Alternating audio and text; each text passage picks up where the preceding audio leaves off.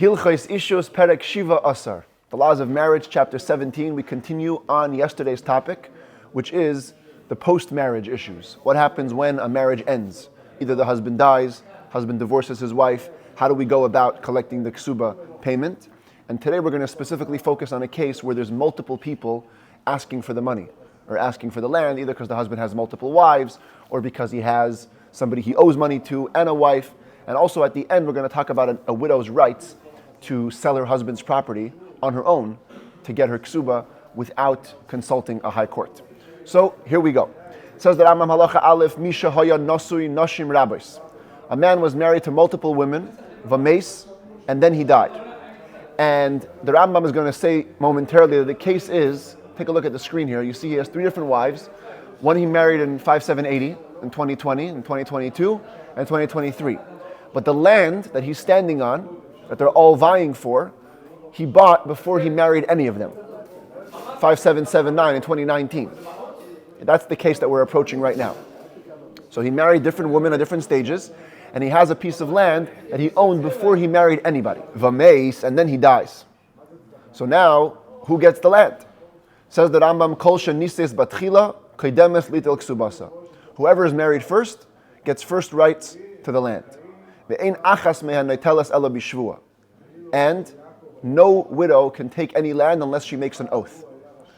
Typically, yesterday we talked about some cases where a widow doesn't have to make an oath before she takes the land. But over here, since she isn't the only one, so all the other widows want to hear her swear. Before you take land, I need you to swear that you didn't get a hold of any money or any property in his lifetime that you were taking as your ksuba payment. So first take an oath, then take part of the land equal to the amount promised to you in your document. The later woman, the one who got married second or third, can only take from that which the first one leaves over. She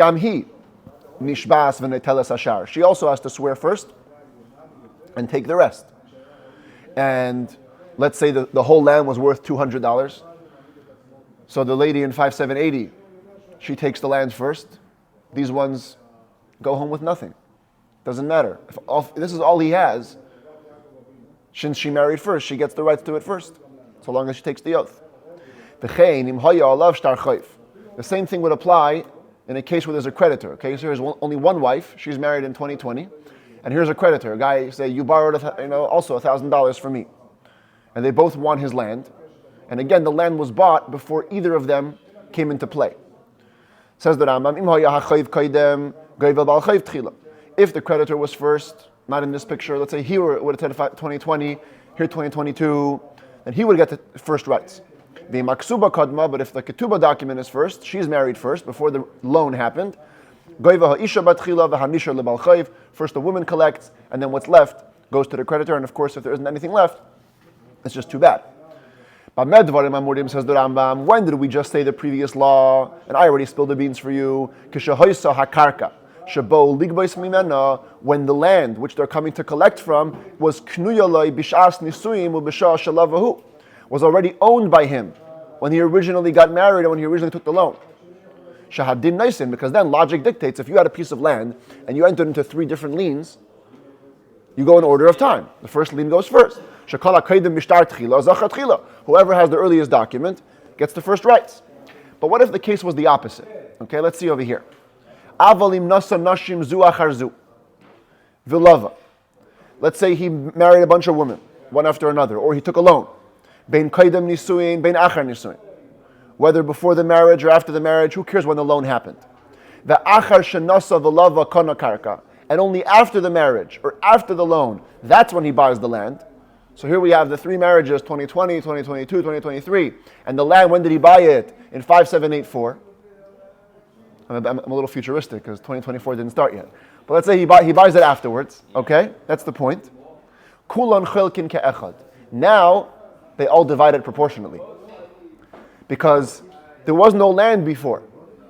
When he buys the new land, it gets equally apportioned to all the liens.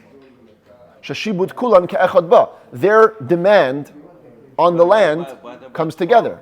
Huh? They're also responsible, all of them, for the crop? No, well, the same thing would apply if it was this case. If there was, let's say, not yet. I'm saying, let's say one of them was a creditor. Yeah. Okay? So, as long as the land was bought after the loan was made, same principle applies. Yeah. It's divided equally. That was clear. Yeah. Because the moment he bought the land, he was on lien to everybody. There's nobody that has the right of precedence because they all came in together. Similarly, forget the case of buying the land afterwards. If the times on all the documents, in these cases we just saw, 2020, 2022, 2030, different years. What if it's this case? They're both holding the same year, or the same date even. I couldn't draw it in the picture, but the same concept. Let's say it's both the same exact date, or even the same exact hour. Because there were certain places that they used to be careful to write hours on documents. Can you imagine? I borrowed the money at 3 p.m. on Tuesday. So over here also, doesn't matter when he bought the land, they're going to divide the land as one, she'ein sham kaidem, because there is no person with precedence. Ula oilam, says the Rambam. In all cases, we're talking here about land, but in all circumstances, kol shekadam v'zocha b'mitaltalin kedei chayva yekadei ksubasa, if somebody would go in to the dead husband or divorced husband's estate and grab some movable property, a watch, a car, a nice piece of furniture, enough to cover the loan or to cover the ksuba, ein maitzin miyadei. We never, once you take possession of movable property, you're good. We never take it out of your hands. She'ein din kedima b'mitaltalin, because the whole idea of first rights and first come, first serve and precedence, it only applies to land, not to movable property. So look, in those days real estate was very valuable, even today. But let's say one of the guys didn't want to deal with this guy. I can see already what's happening. It's just problems with the land. Let me go into his house and grab some stuff. That's okay. He's good. The creditor can do that. Yes. In this case, where he sees that it's not going to be enough, and it's like a nice chair. You just grab it. a nice chair. Exactly. Halacha dalet. Misha geiresh es ishtay v'olav shtar chayv. A person divorces his wife, and he also owes somebody money. Okay, right here is the case. Uba bal chayv v'ha'isha ligbais, and the wife, and the creditor, both are coming to collect. Good news, he isn't just holding land, he has land and money. See that? We got a stack of coins plus land. He had enough money and land, which together could cover both, the loan and the ksuba. If we see he has enough for both, the Torah says, let the creditor take money, because he gave money, and the woman will get the more valuable, the real estate, the land. But if all he has is land, back to this case, and there isn't enough for both, and there was no rule of precedent, they're both holding a document that says the same day, and there isn't enough for both. The last case we learned was there's enough for both. What if there isn't enough for both? Who comes first? Fascinatingly, we go first to the creditor. Anything is left for the woman, she can take it. If not, we push her away. She gets second bid. Why? Says the Rambam. This is wonderful. Because the creditor went through a loss. He gave up something of value. He gave up his money. When the woman came into a marriage, she didn't lose anything. The halachic rule is, more than a man wants to marry, a woman wants to get married. So she's actually happy to enter the marriage. She didn't lose anything. She didn't give up anything of value. Hey, v'chein misha meis. Same way it applies to a divorced husband, it also applies to a dead husband.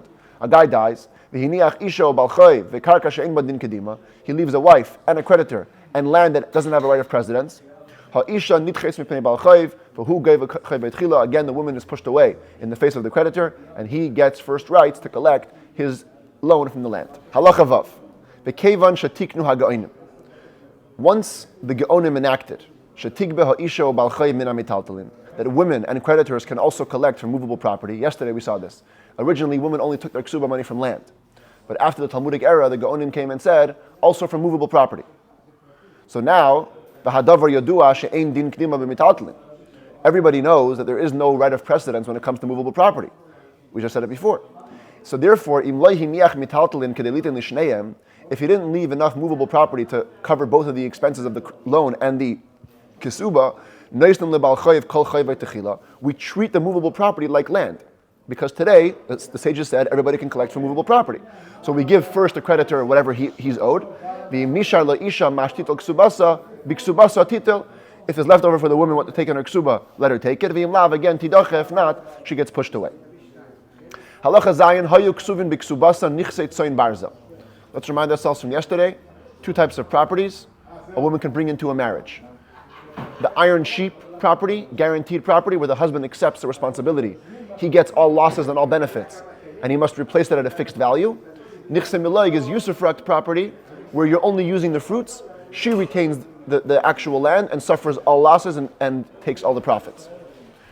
So let's say in her kesuba there was written down nichsei tzoyin barzel, some guaranteed property. V'ta'ana, and at the end of the marriage, she's getting divorced or he's dying, she says, sha'avdu or shalakcham abal, that these properties got lost or my husband took them and I want them back. Harehi b'nichsei tzoyin barzel shala kishar ba'alei chayves. Interestingly, over here, a woman is treated with equal rights to her creditor. Relative to her property which she brought into the marriage, she's like a regular creditor. All she has to do is swear that she never took them back, she never gave them away, she never pardoned them, and she can split it up together with all the creditors. Because over here, the logic we said before doesn't apply.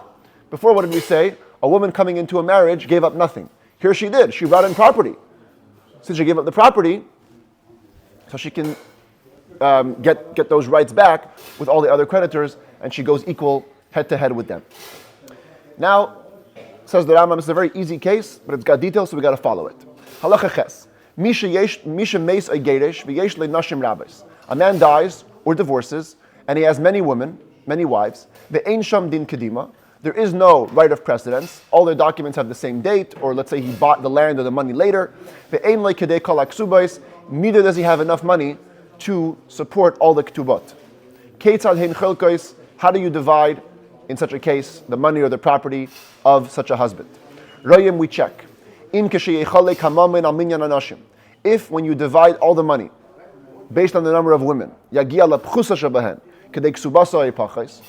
all that will get to the lowest of them is at least the amount of her ketubah or less, then they all divide it equally. So let's say in this case, you can see on the screen, this woman was promised $100 in her ketubah, this woman 200, this woman was promised 300, this woman was promised 400. If the guy would die with 400 or less, which means that if you divided it equally, this one could walk away with 100, at least, or less, then you just divide it equally straight up. That's it. But if there was more than 400, now you can't go equally head to head, because that means this one will walk away with more than 100. So what do you do when you have more than the minimum? What do you do when you have more than the smallest ketubah?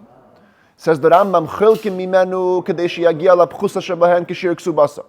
first you divide it equally in a way where the lowest ranking woman gets her ketubah.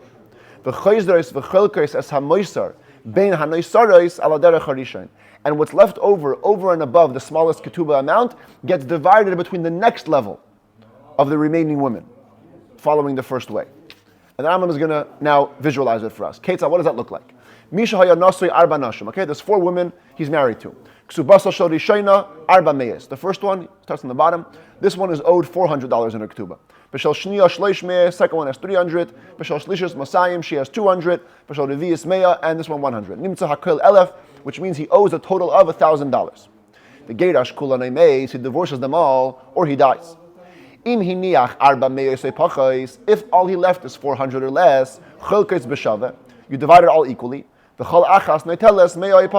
And each one will take 100 or less. But let's say he left 800. Okay, this is the case on the screen here. He left $800. If you're going to go and say, you know what, 4 women, let's divide it in 4. It's 200 each. This lady here is going to get 200. She only has 100. In her ketubah is only 100. So what do you do? How do we do this?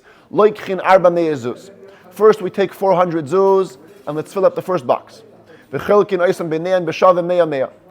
it equally, 100, 100. So now everybody walks away with 100. Nimtzeis harevius, not lakidei ksubasa v'holchala. So woman number 4 just got her ketubah. She leaves the picture. How much do we have left? Nishar kan arba meyazuz v'shalish nashim. We have 400 coins left with 3 women shebiyad kol achas mishlashtan meyazuz, who each one's already holding on to 100 coins. Im ta'achalika arba meyaz bin shlashtan b'shaveh. So if you're going to go now and divide 400 equally, nimtza hashlishis neiteles masayim u'shleishim v'shalish u'shlish. This lady here will get 233 and a third if you divide 400 equally. All she has is 200. So what do? You take from the 400, you take 300, and you satisfy that. And you divide it between the 3 of them equally. So lady number 3 got her 200, and she can also leave. Now all you have left is 100. And 2 women, here you could divide it equally. And therefore, what do? You divide the 100 equally between the first and the second, and they don't get their full ketubah, but that's what you got. So both ladies 1 and 2 have 250 in their ketubah. She gets 200, she gets 100. And the same process should be followed to divide even if it's 100 women. Same thing. You always check. Is there enough to get the smallest number, her minimum ketubah, divided equally? If there's more than that, satisfy everybody at the minimum level and then keep climbing levels till you get to where you cannot divide it any longer. Halacha test, huh? Sorry, is this assuming that they were all married to him at the same time? Yes. Okay. Yes, this is a case of no din kadima. There was no preference. Of course, if there's a precedence, then the first woman takes, as we said before. This is talking about a case where they're all either married at the same time, or the land or the money which he got was gotten after the marriages began. So again, the lien falls on them all equally. Yeah, but that's a very good point. Halacha tes. Ha'arev la'isha biksubasa. If somebody is a guarantor for a woman on her ketubah, which means he says, I take it upon myself that if there's a divorce, the husband doesn't pay, I'll cover it. Afal pisha kanu miyadai. Even if they made a kinyan, that means he confirmed his commitment with an actual act of acquisition. Einei chayav l'shalim, when payday comes, he doesn't have to cover it. Why? Shemitzvah asa, because he'll say, I wasn't serious. I was doing a mitzvah. I saw the woman hesitating to get married. I figured if I don't step in, they'll never get married. So I said, you know what? I'll take it on myself. Marry. And he, But if it was her condition to marry this guy based on that. Wait, one second. He didn't cause her to lose anything either. He didn't cause her to lose anything because typically when she came into the marriage, she didn't bring in any properties. So nothing is wrong. The commentaries say if she brought in properties, then it's different because then he would cause her to lose those properties. But here, a regular case, he didn't make her lose anything. Unless he's guaranteeing his son's ketubah.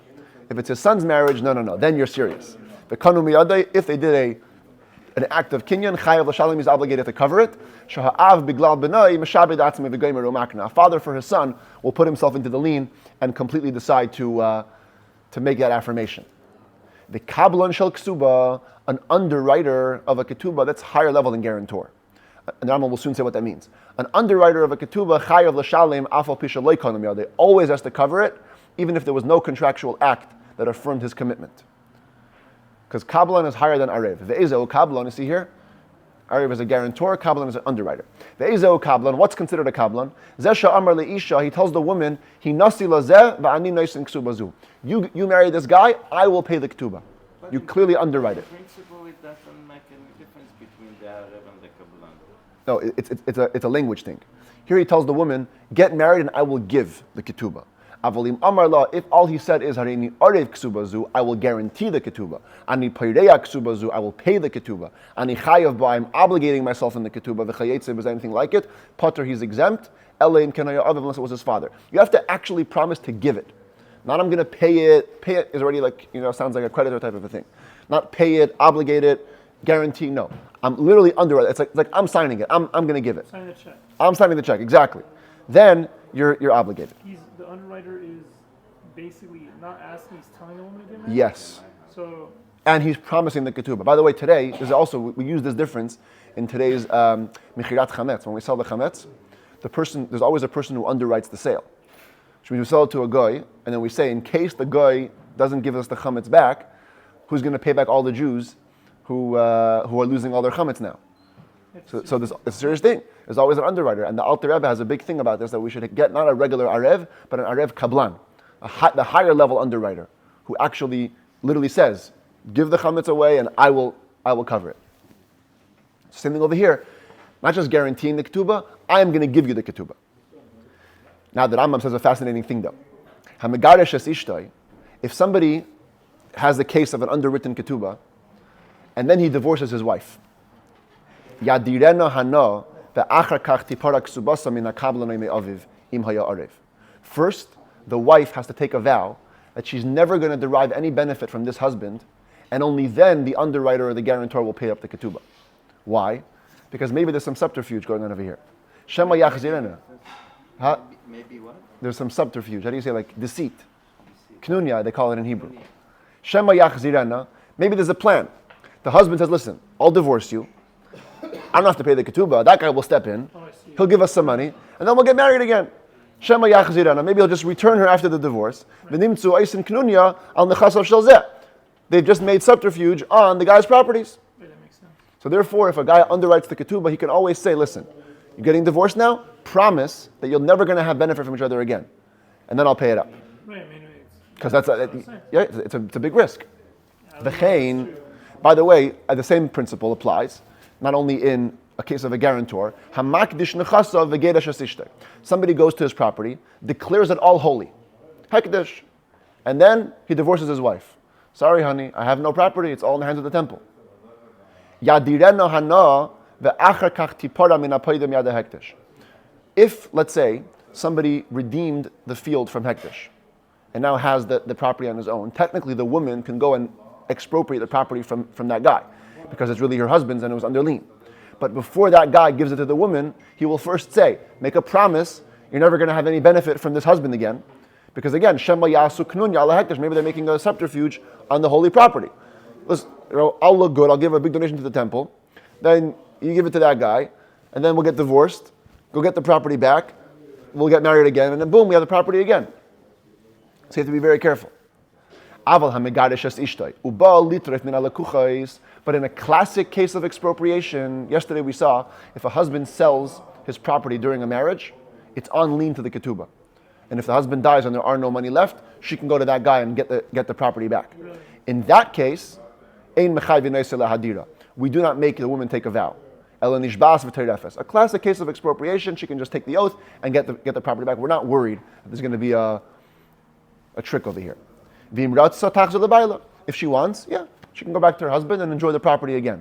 Because the buyers, it's their fault. They knew the husband has a lien of a ketubah.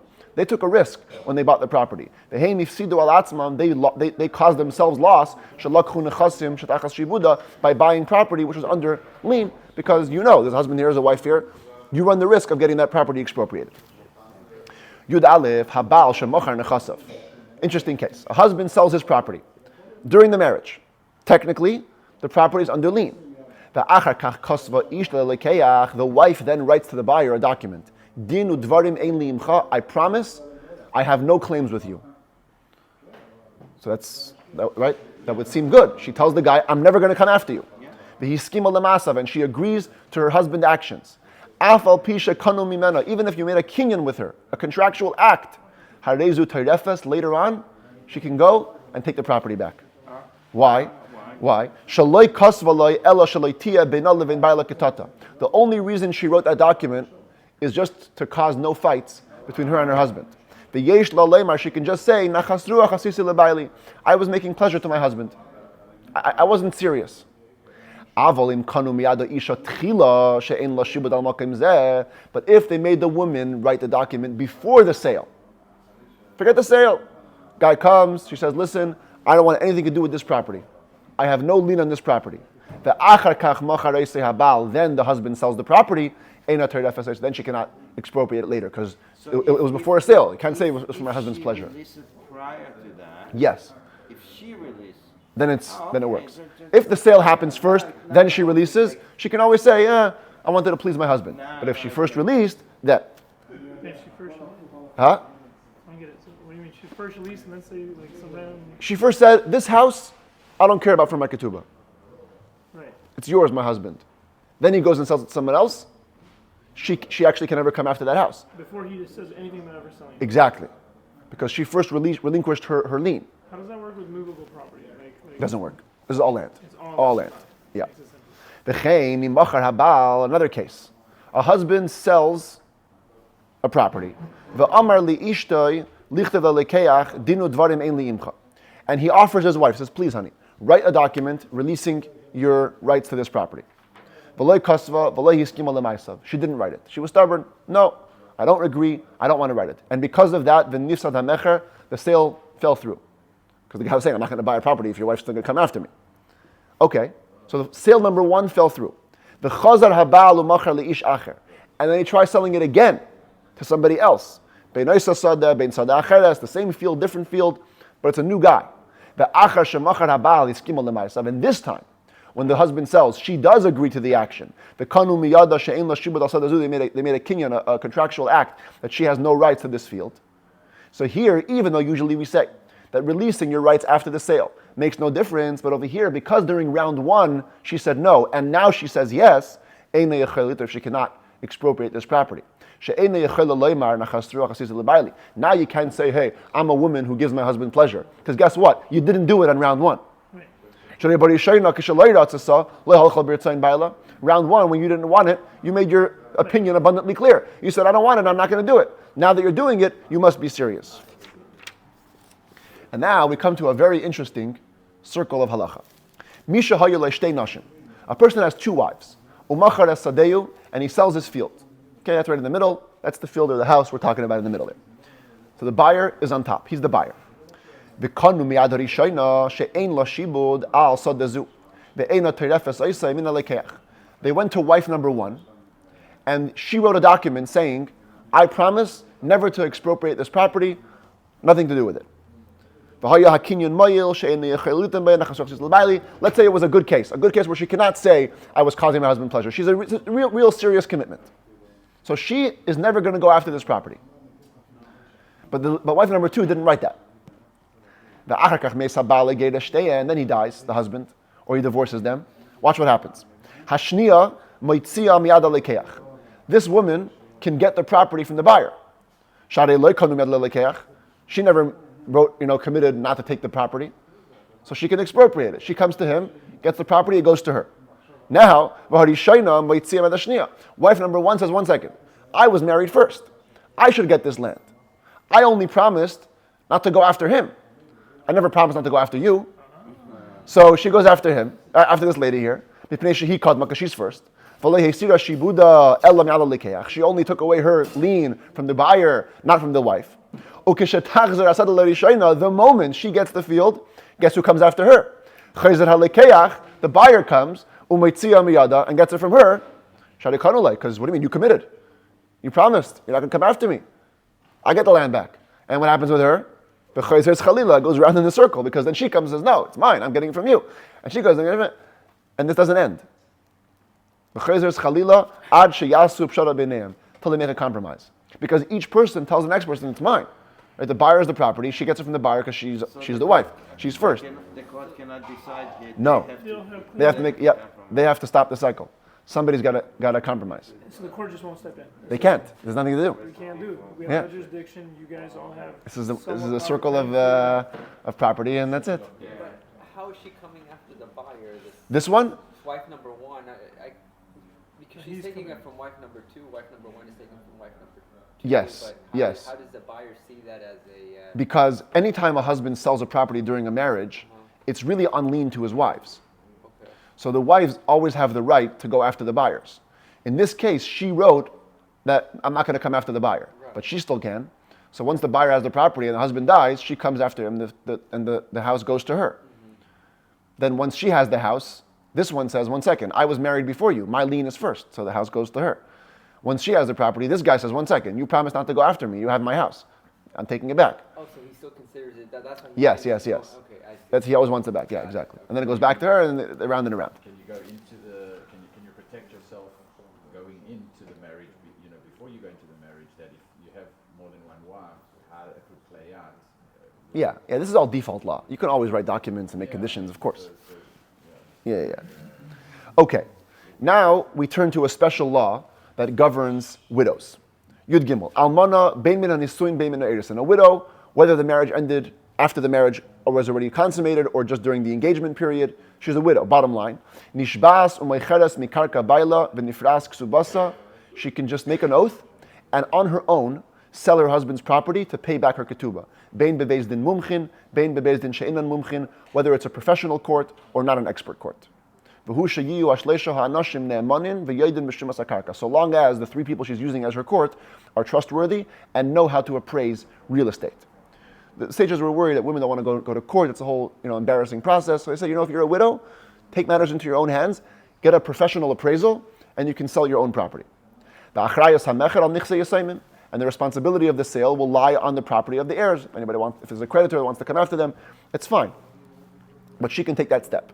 A divorced woman has no right to do so. She can only sell it in the presence of an expert court. But a widow can sell.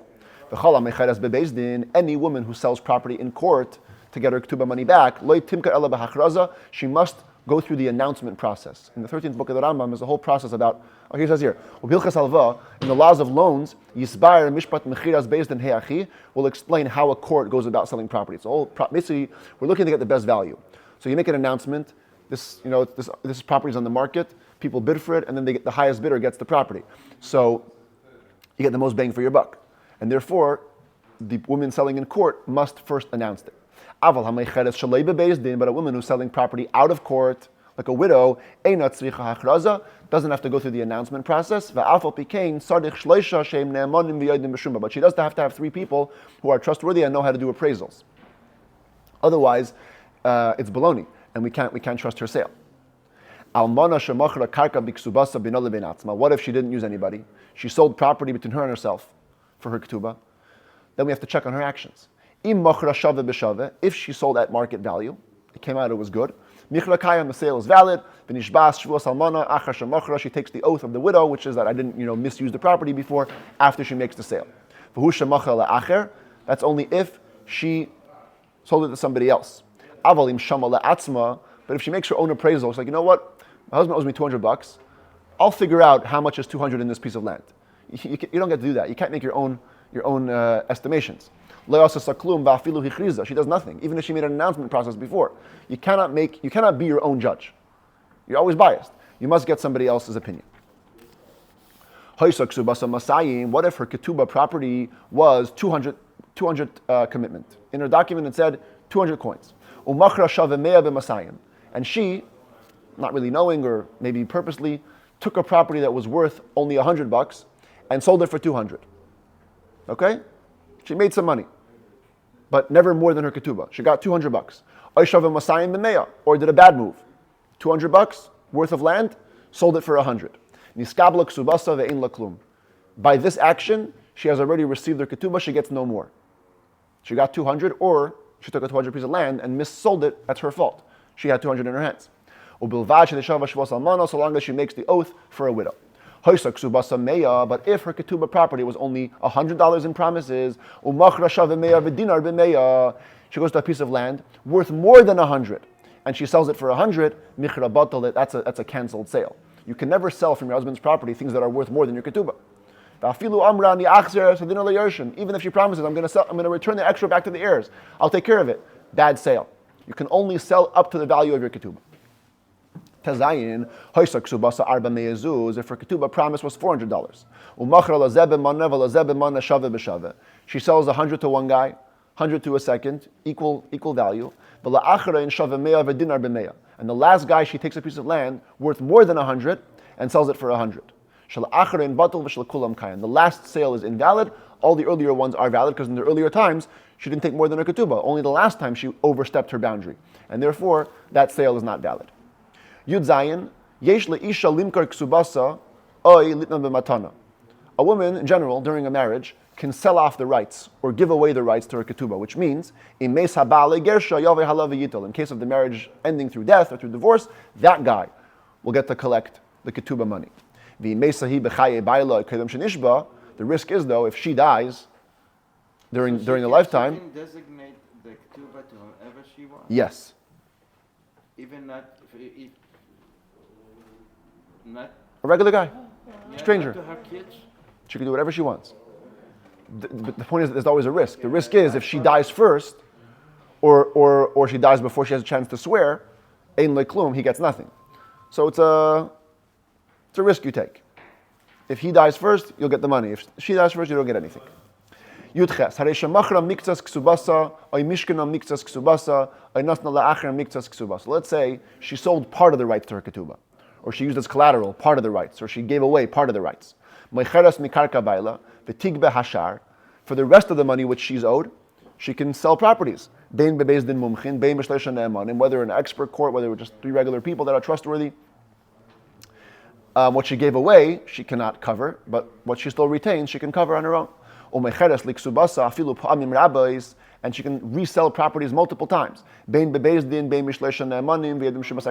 it's an expert court or regular people who know land appraisal, as long as she's covering her ketubah money, she can keep on selling until she covers that.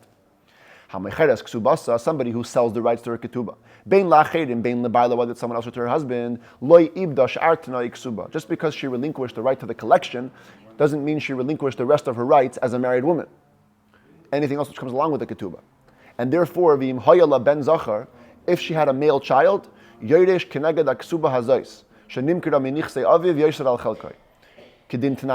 be able to inherit the worth of his mom's ketubah over and above his portion in the father's estate. Remember this case again? This is going to come up again in chapter 19 in detail.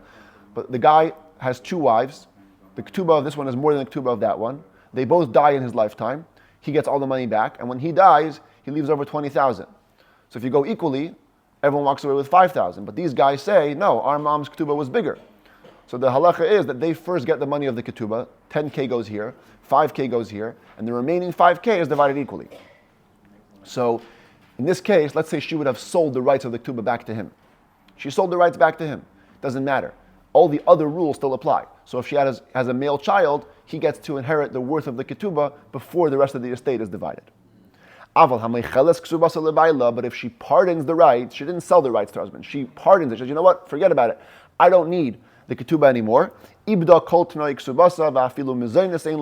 lost all the conditions that go on the ketubah and not even food. She gets nothing from the husband. When a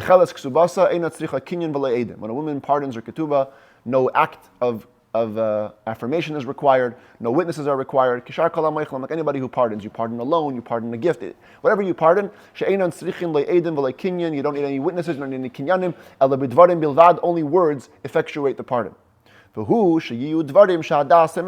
has to be in a manner that can be relied upon. It has to look reasonable. It